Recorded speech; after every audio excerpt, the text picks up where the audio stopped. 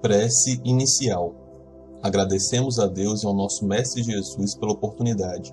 Pedimos para que Deus ilumine a todos os encarnados e desencarnados que irão participar desse estudo do Evangelho.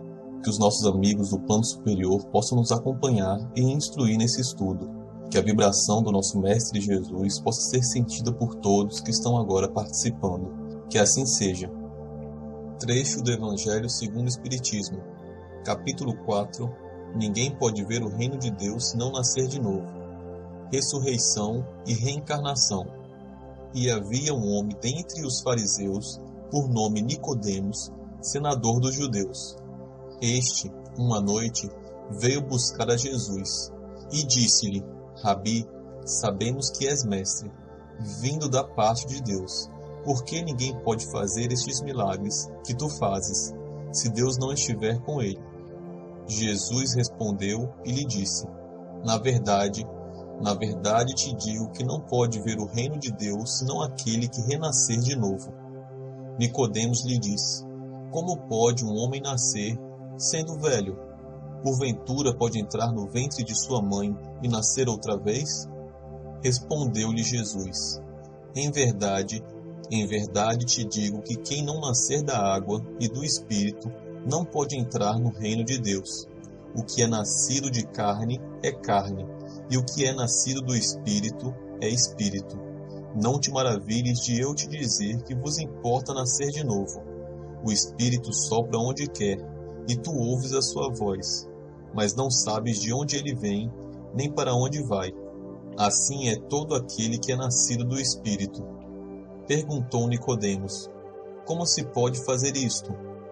Respondeu Jesus: Tu és mestre em Israel, e não sabes estas coisas?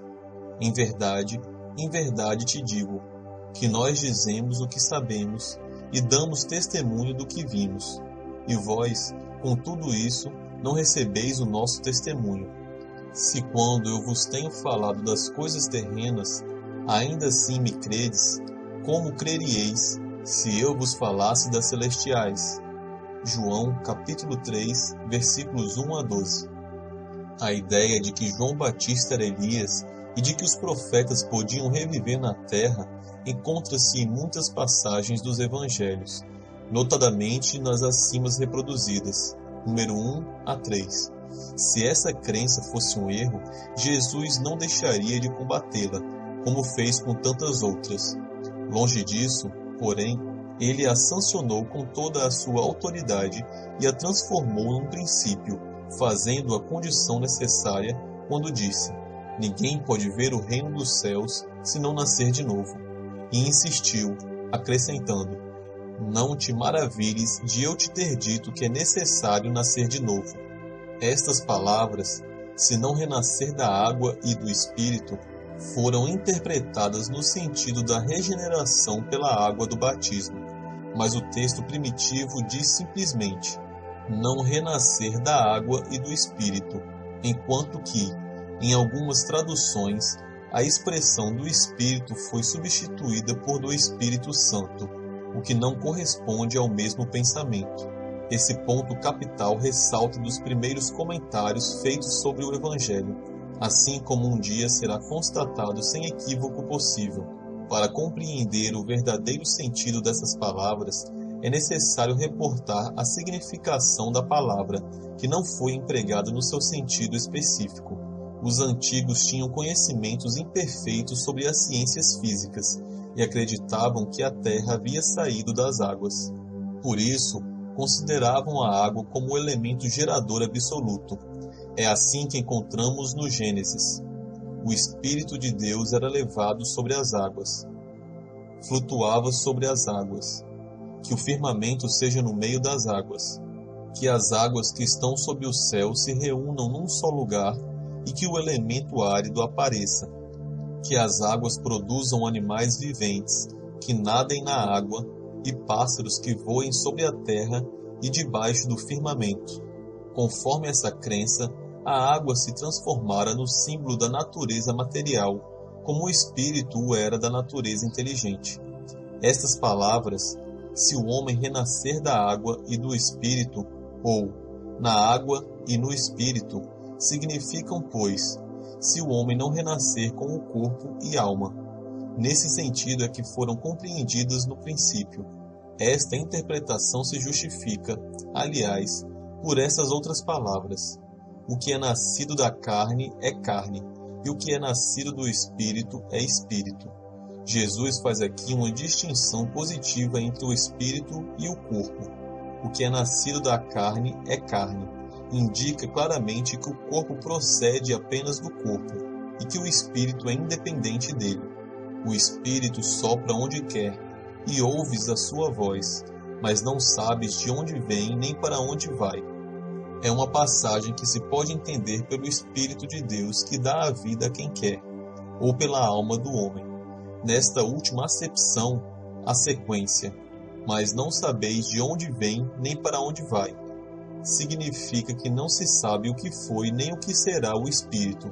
Se, pelo contrário, o Espírito ou alma fosse criado com o corpo, saberíamos de onde ele vem, pois conheceríamos o seu começo. Em todo caso, esta passagem é a consagração do princípio da pré-existência da alma e, por conseguinte, da pluralidade das existências. Comentários por Eduardo Sabag, retirado dos seus grupos de Evangelho no Lar. Olá pessoal, tudo bem? Vamos ao Evangelho de hoje. Esse Evangelho aqui é um dos evangelhos mais maravilhosos do Evangelho segundo o Espiritismo, porque ele fala sobre a reencarnação, coisas muito legais, assim, que estão no Novo Testamento e informações que todo espírita deveria saber. Então eu recomendo que vocês leiam todo esse trecho. Nós tivemos que pegar apenas a parte da conversa de Jesus com Nicodemos, porque senão ficaria muito demorado a leitura de vocês. Então leiam o que vem depois disso, que é muito legal. Ele fala sobre vários pontos de reencarnação na Bíblia.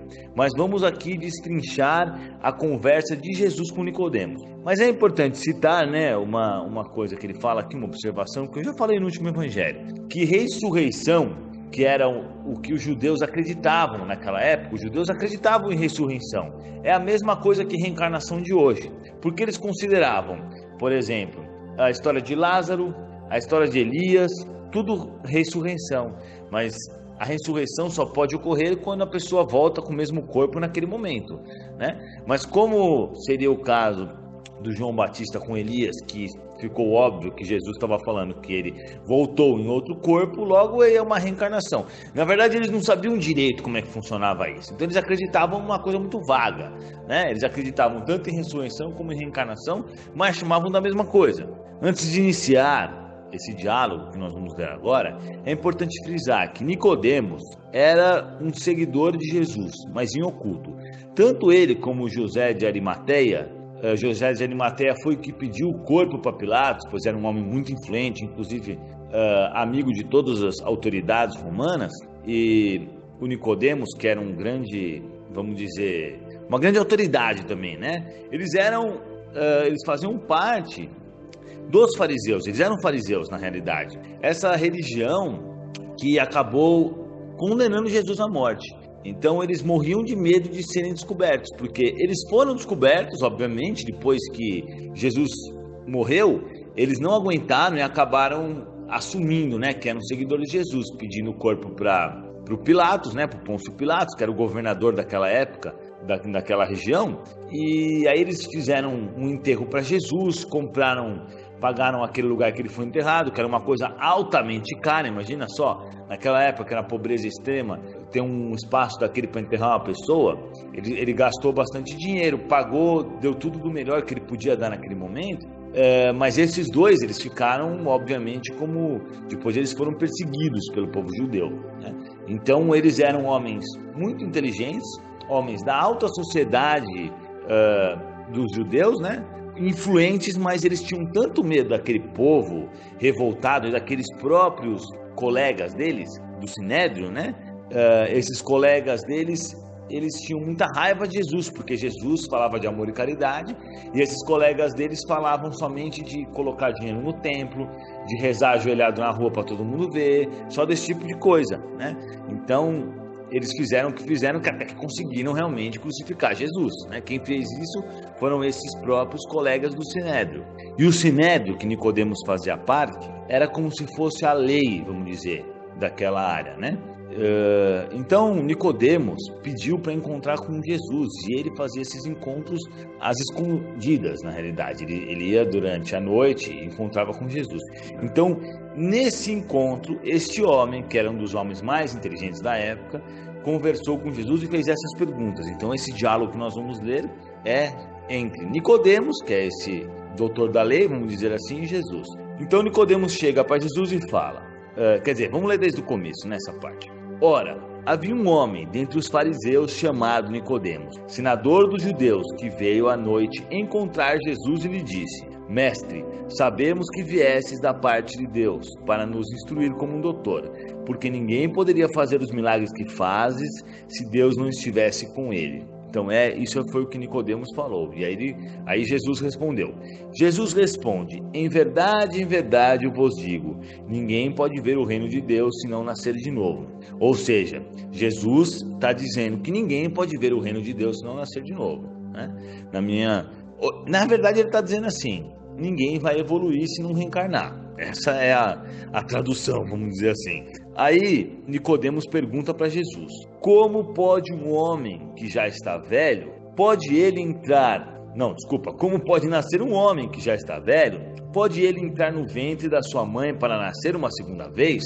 Ou seja, você vê que para esse homem, ele pensou assim, nascer de novo deve ser ele entrar no mesmo corpo, né? Entrar de novo na mãe, como que ele vai renascer de novo, né? Aí, renascer, né? Não renascer. Aí Jesus respondeu: em verdade eu vos digo, se um homem não renascer da água e do Espírito, não pode entrar no reino de Deus. Olha a resposta de Jesus: se um homem não renascer da água e do Espírito, não pode entrar no reino de Deus. E por que Jesus respondeu e separou a água do Espírito? Porque naquela época eles acreditavam que tudo tinha nascido da água, os animais, as plantas. Vocês podem ler aí, inclusive está nesse texto aí, podem pesquisar sobre isso. Então Jesus quis mostrar para ele que a água, a parte material é diferente do espírito. E também para dar para nós um aviso hoje, porque nós sabemos que a água ela realmente origina a vida num planeta como o nosso, certo? Cada planeta tem suas características, mas no nosso é preciso a água para que ocorra a vida. Tanto o início da nossa caminhada, vamos dizer, animal, começou na água, né?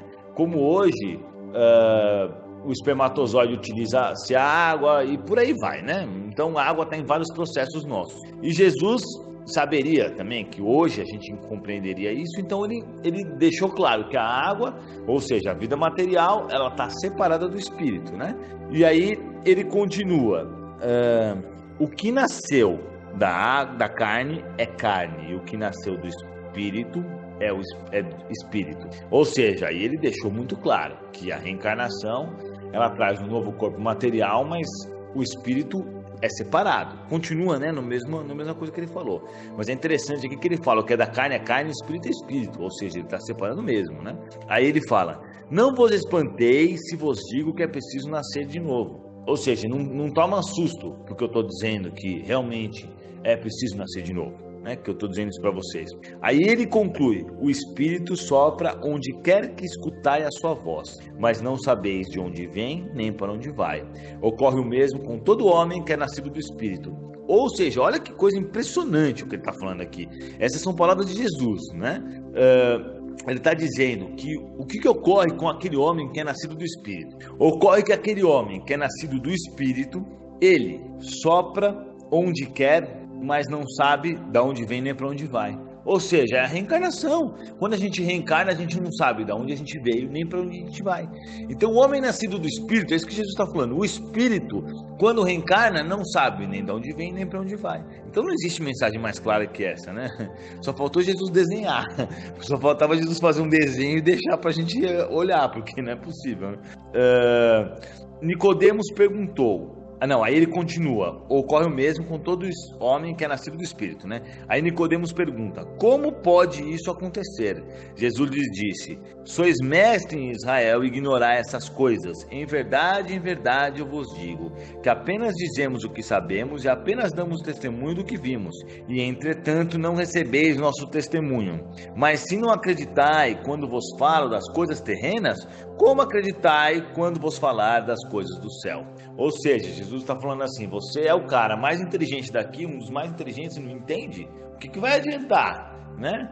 Eu te falar das coisas do céu, se você não está entendendo nem as coisas terrenas. Quando ele pergunta, vamos dizer mais detalhes. Nicodemos fala: mas como assim, Jesus? Está meio confuso essa história para mim, que eu ainda não consegui entender. Aí ele fala: você que é tão inteligente, não entende nada da terra? Não entende nem o que eu estou te falando da vida material? Não tem como te falar as coisas do céu, né?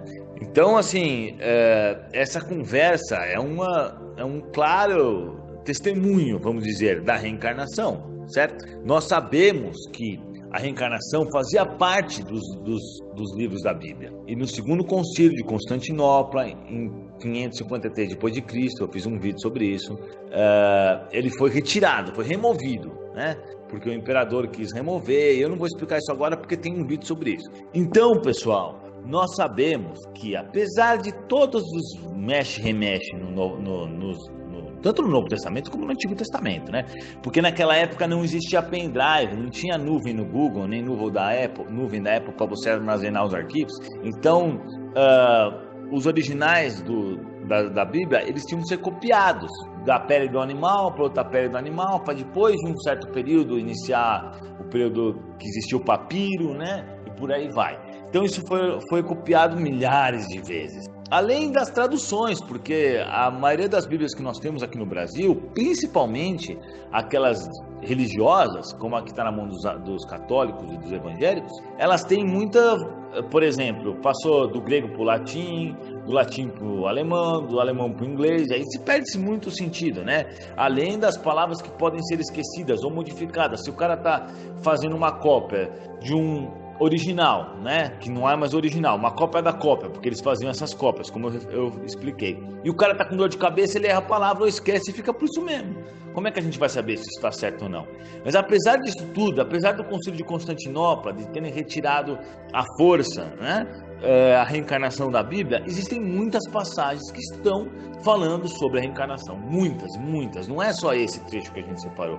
Se vocês pesquisarem, vocês vão ver que tem mais passagens. Então, pessoal, vamos começar a se questionar sobre o que está acontecendo. Nós temos que tomar muito cuidado, porque tem muitas religiões que estão pregando mentiras. Tem religiosos que pegam a Bíblia e pegam 2, 3 pontos e ficam batendo naquela tecla, e aparecem uma coisa que não tem nada a ver, e ainda inventam mais coisas sobre isso. Então as pessoas saem de lá achando que aquela é a verdade, e elas não se questionam sobre isso, elas não pesquisam se isso está correto ou se isso está errado. Se a gente pegar uma receita de bolo e destacar o açúcar e a manteiga, e só falar do açúcar e da manteiga, e o dia inteiro ficar falando açúcar, manteiga, quando você ouvir falar de bolo, você vai falar: isso é um veneno, porque só vai vir o açúcar e a manteiga na tua cabeça, não é verdade? Então é isso que eles fazem, eles pegam algum pedaço da Bíblia, manipulam as informações e ficam só batendo naquela tecla, na tecla. E isso causa uma lavagem cerebral na cabeça das pessoas. Então, pessoal, vamos abrir os olhos, compartilhar esse material, falar para as pessoas sobre isso, para elas pesquisarem, para elas lerem elas mesmas, né? Então é isso, pessoal. Obrigado, espero que vocês tenham gostado do nosso evangelho. Coloquem suas dúvidas aí abaixo e nós responderemos. Muito obrigado, que assim seja. Vibrações. De olhos fechados, vibremos em harmonia por muito amor, paz e equilíbrio para toda a humanidade, pela implantação do Evangelho em todos os lares, pelo equilíbrio e paz de todas as famílias, pelo perdão e concórdia dos que sintetizam conosco, visualizando a união e a amizade mútuas, pela cura e sustentação dos familiares e amigos, pelos presentes na reunião, pelos familiares e amigos desencarnados, pelo lar onde está sendo feito o Evangelho.